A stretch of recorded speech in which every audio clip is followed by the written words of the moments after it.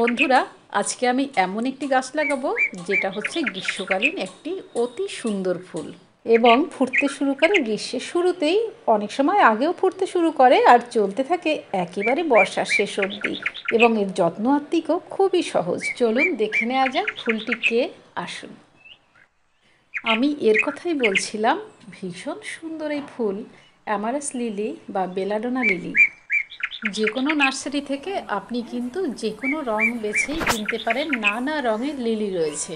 দেখুন, একটা মাত্র স্টিকে একেবারে 4-4টে লিলি ফুটে আছে। বেশ কিছুদিন আগে আমি বনঘেরি রিসর্টে বেড়াতে গেছিলাম, যেটা সুন্দরবন কৈখালিতে। সেখান থেকে এটা চেয়ে এনেছি, কারণ রিসর্টটা আমার বন্ধুর। আর চাওয়া মাত্রই বন্ধু বেশ রাজিও হয়ে গেছে। এত ভালো জিনিস ছাড়া যায় বলুন? আপনি আপনার বাগান সাজাতে পারেন যদি কষ্ট করতে বেশি না চান। তাহলে এই বিভিন্ন রকমের লিলি দিয়ে, যেমন তার মধ্যে এশিয়াটিক লিলি, ট্রাম্পেট লিলি এবং টাইগার লিলির মাধ্যমে বাগান দারুণভাবে সেজে উঠতে পারে। যাই হোক, এখন কাজের কথায় আসি। আমি আজকে আপনাদেরকে একটা সঠিক পদ্ধতিতে লিলি চারা রোপণ করে দেখাবো। রোপণের জন্য আমি আজ নিলাম 8 ইঞ্চির একটা মাটির টব। প্রথমে একটা খুল্লামকুচি বা চাঙড় দিয়ে এই হোলগুলোকে বন্ধ করে নিতে হবে। এটা আমি অনেক আগে ভিডিওতে দেখাতাম, অনেক দিন বাদে আমি ক্যামেরার সামনে এলাম, কারণ অনেক নতুন বন্ধু আছে, তারা এখনও দেখেননি ভিডিও, তারা দেখে নিন। এই তারপরে পুরো পাথরকুচি দিয়ে দিলাম এবং এবার দেবো এই ছোট ছোট পাথরকুচিগুলো। এই ছোট্ট পাথরকুচি দেওয়ার সুবিধে হচ্ছে এতে জল নিকাশি ব্যবস্থাটা খুবই ভালো হয়। বালি বেরোতে পারে না, তার ফলে মাটিও কিন্তু বেরোতে পারে না। এখন বালি দিয়ে দিচ্ছি।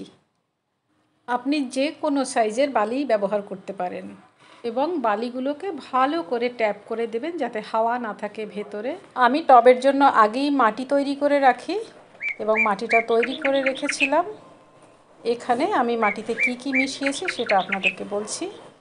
এখানে নিয়েছি 1 ভাগ মাটি এবং 1 ভাগ কম্পোস্ট। আপনি গোবর সার নিতে পারেন বা কেঁচো সার নিতে পারেন, যে কোনো সার ব্যবহার করতে পারেন।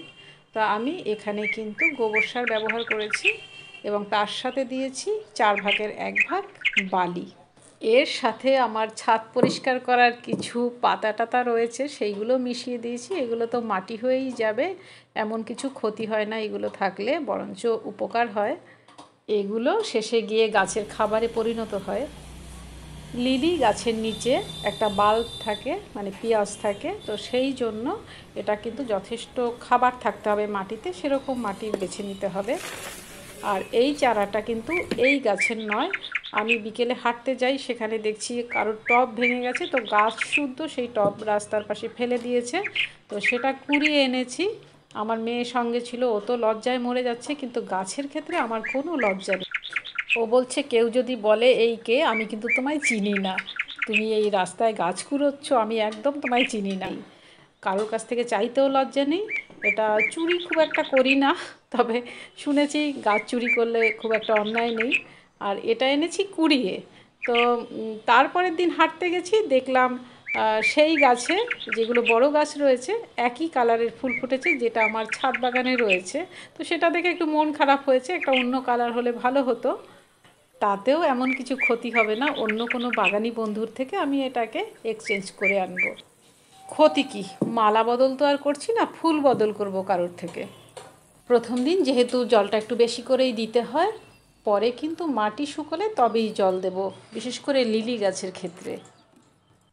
তাহলে এভাবেই আপনিও একটি লিলি ফুল গাছ লাগিয়ে দিন বাড়িতে। এবছরে যদি নাও ফোটে তো আগামী বছর হবেই, এরকমই সুন্দর হবে, হয়তো আরও সুন্দর হবে। আজকে এই পর্যন্তই। আপনারা সবাই খুব খুব খুব ভালো থাকুন।